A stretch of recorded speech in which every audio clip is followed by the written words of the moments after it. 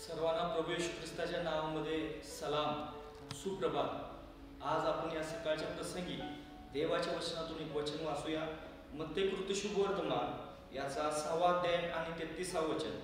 जर तुम्ही पहिल्याने त्याचे राज्य व त्याचे नीतिमत्व मिळवण्यासाठी झटा, म्हणजे त्याच्याबरोबर ह्याही सर्व गोष्टी तुम्हाला मिळतील। देवबाप आज आपल्याला सांगत आहे, जर जीवनामध्ये तुम्हाला काही गोष्टी मिळवायच्या असतील तर आज आपण परमेश्वराच्या राज्यामध्ये सर्वप्रथम असलं पाहिजे, त्याचं नीतिमत्व पहिला मिळवलं पाहिजे। आज आपल्या जीवनामध्ये जर निराश तुम्ही असाल, दुःखी असाल, त्रासात असाल, संकटात असाल, तर परमेश्वर तुम्हाला या वचनातून आवाहन करत आहे, तुम्ही सर्वप्रथम त्याचं राज्य मिळवा, म्हणजे तुम्हाला जीवनामध्ये हव्या असणाऱ्या सर्व गोष्टी या ठिकाणी परमेश्वर तुम्हाला पुरवेल।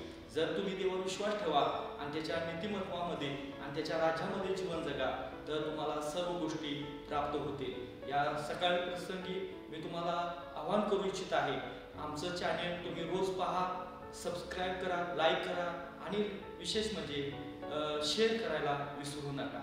देवबाप तुम्हाला आशीर्वादित करो।